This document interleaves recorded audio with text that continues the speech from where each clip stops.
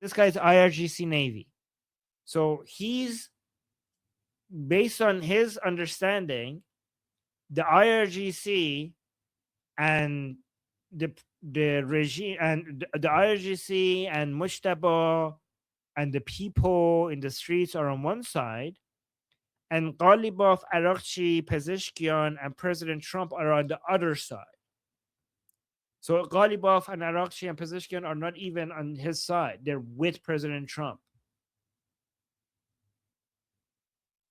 You guys get it? So, and he's saying like they don't get to go into in their meetings and in their negotiations. They don't have a say on whether or not the Strait of Hormuz is going to open. We here, who are paying the price in this heat, on the field, not a bunch of fucking politicians, they're not going to decide whether the Strait of Hormuz is going to be open. We army men, we people who are on the ground paying the price, we get to decide that. That's what he's saying.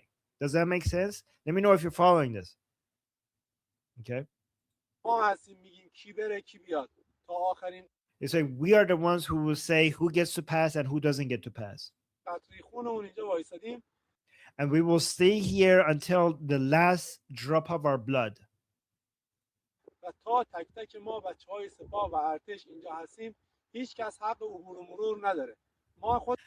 He said, and as long as the IRGC and the Artesh is here, nobody is going to have the right to pass this. He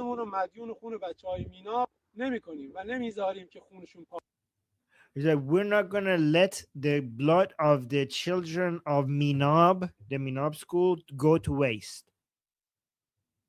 The Minab school.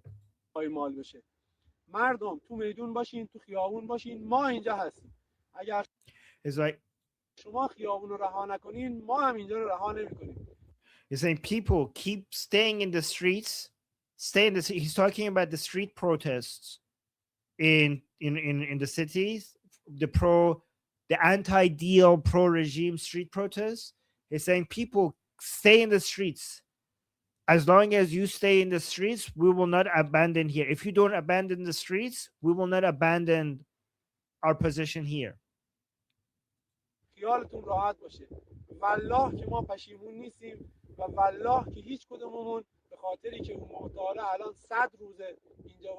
So like, I guarantee this, none of us regrets what is happening here. Like we're here to the end.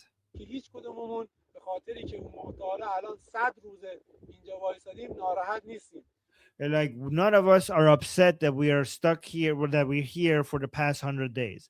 So apparently these people have been here working in the Strait of Hormuz in the heat for the past 100 days, and it's like none of us are unhappy. Like we're all fine with continuing to serve.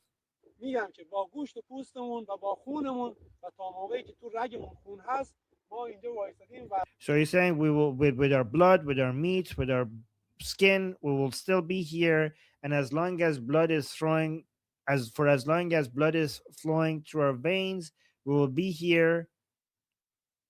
Okay, what? Yeah.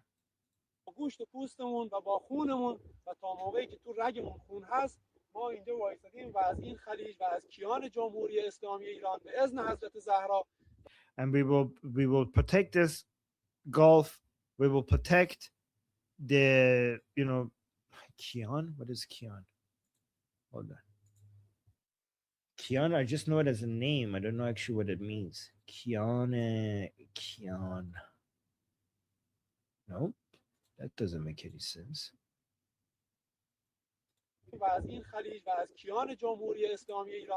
So we will defend the Persian Gulf. We will defend the Islamic Republic. And in the name of Zahra, the daughter of Muhammad, in the name of my supreme leader Mujtaba,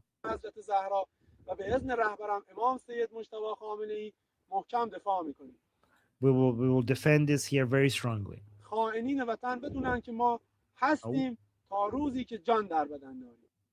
Like the traitors to our country know that we will stay here until we die. So by traitors, he's talking about Ghalibaf and Pezeshkian and Arakchi. Okay, so there's that.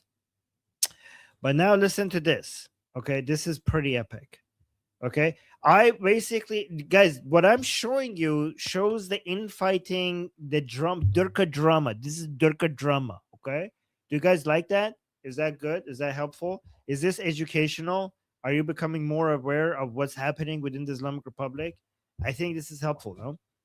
I think if I think you guys watching the stuff that I bring you makes you more informed than almost everyone about this topic. Yes, okay. People in the chat are saying yes, yes, yes. Okay, good. Kevin just gifted a membership to somebody in the chat. Thank you so much, Kevin. And BT gave us a super chat saying, "No good military, not good militarily. How do they? Oh, the Jews. Okay, you're talking about not good militarily. How do they explain that every Arab nation who has attacked Israel militarily has failed? Well, they will say that because those Arabs are not Shia and God is punishing them and humiliate. Okay, so here's what I would say. If I was a batch of Shia, BT, let me actually tell you. Let me answer BT here. Guys, I can write these people's propaganda better than they ever can. Ever can, okay? I'm gonna tell you, BT, what would be a good response to this, but my response is so good that Bacha Shia, these Shia boys, they would have to take notes from me. Like, I'm gonna give you such a good retarded Shia response to this that is so good that they would not come up with it themselves unless they're listening to me and they were like, holy fuck, this Armin knows how to do Shia propaganda.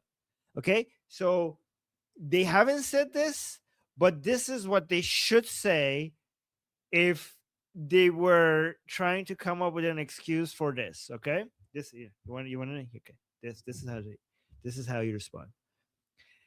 The response is, I'm so fucking good at this. Oh my god, I'm so good at Shia propaganda.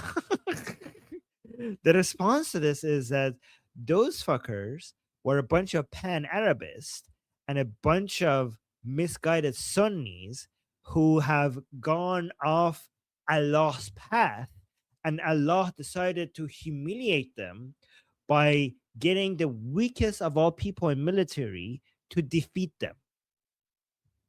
Right? So pan-Arabists are obviously a bunch of secular socialist kafirs. So they lost against Israel because, that is not Islamic.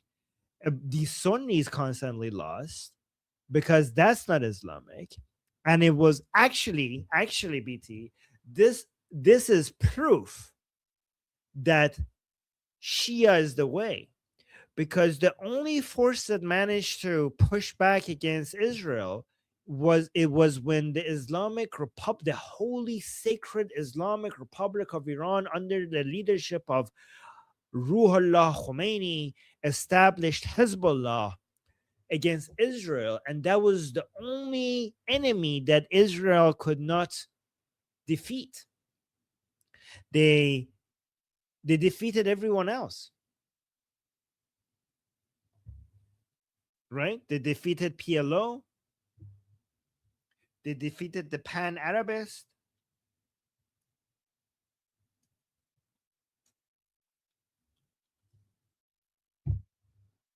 Everybody. They defeated Hamas. Is only still around because the Islamic Republic supports it. Jamal Abdel Nasser was defeated. They're all crushed. The only enemy of Israel, the only resistance against Israel that managed to constantly resist and continue, and every time Israel tried to wipe them out, they came on top and survived this. And now they're still to this very day are a nightmare to the Israeli people every single day, is Hezbollah, which is Shia, because they're on the right path they're on God's path. Some bullshit like that. And every time Israel thinks that, oh, I killed their leader, so this is done, they keep coming back stronger and stronger and stronger. this is what you would say. And look at this. Omid was saying, Armin, don't teach them. Where was this? Armin, please don't help them out. They are dumb as bricks. You give them ideas. No, no, no. I say this so that if they say it, then I could make fun of them for being so fucking predictable. Like, yeah, I basically wrote this bullshit for you before you even came up with it. So somebody's saying, but Hezbollah is getting hammered. That's what it seems like. But every time you think that this is what the pushback would be.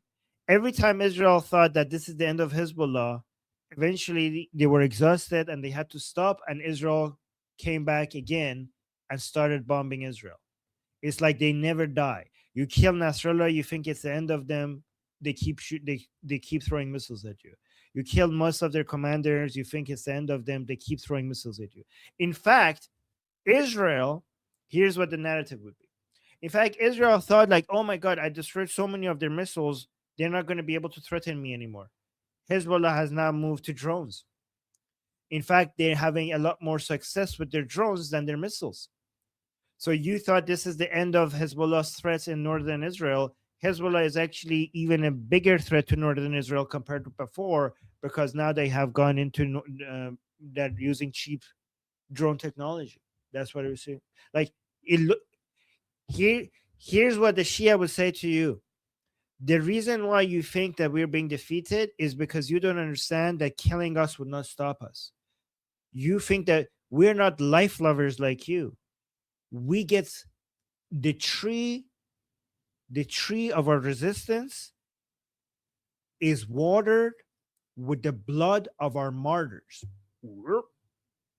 The tree of our resistance is watered with the blood of our martyrs. So when you say you're pounding us, you think that makes us weaker, but it's actually the blood of our martyrs that makes this tree stronger and grow more. My name is Armin Navabi. I'm an Iranian political analyst with decades of experience fighting the Islamic regime inside and outside of Iran. Make sure you follow me for more, and also make sure you join our discussion group. I'm there almost every single day. Come talk to me there and the rest of the people there in our group calls. It's a great place to meet and talk to people who like talking about politics. The link is in the description and or in the bio. You could also get there by scanning the QR code on the screen. See you there.